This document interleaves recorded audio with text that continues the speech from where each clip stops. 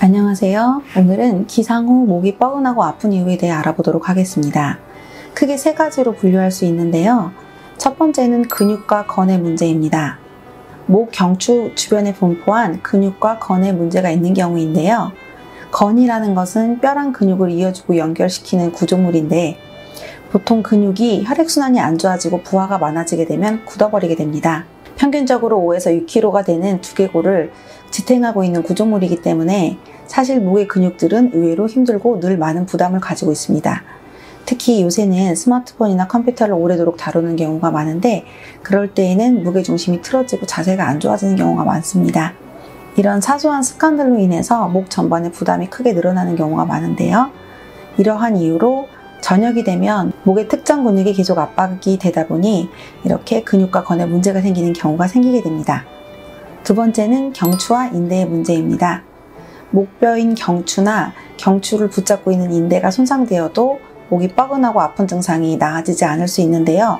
특히 저녁에 자면서 목의 압박을 많이 받게 되면 아침에 일어난 후에 유난히 증상이 심해지면서 목 근육의 문제를 오인할 수 있게끔 경추와 인대의 문제를 동반하는 경우들이 있습니다. 이런 경우에 사실은 근본적인 원인이 경추랑 경추 사이에 추간판이라는 구조물이 있는데 이 추간판이 손상이 되어서 목 디스크가 발생해서 일어나는 경우들이 있는데요. 이런 것들은 병원에 가서 진단을 받아서 감별을 해야 되는 부분입니다. 세 번째는 지주막하 출혈이 있는데요. 이것은 조금 극단적인 경우이긴 합니다. 뇌졸중의 일종인데요. 이런 경우에는 목 통증과 더불어서 구역질이나 구토 그리고 손발저림 같은 증상이 같이 나타납니다. 이것은 응급 상황이라고 볼 수 있는데요. 이런 경우에는 입원해서 진단을 자세히 받아봐야 하는 경우들이 많습니다.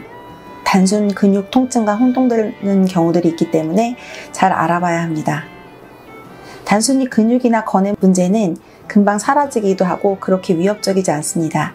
하지만 아까 말씀드린 경추 자체의 문제라든가 지주막하 출혈은 위험할 수 있기 때문에 이런 증상이 일주일 이상 지속되거나 통증이 참기 힘들 정도까지 악화되면서 다른 동반 증상, 이를테면 저림과 두통, 구역질, 구토 증상이 같이 있다면 이런 부분들은 자세히 알아보고 진단을 받아보는 편이 좋겠습니다.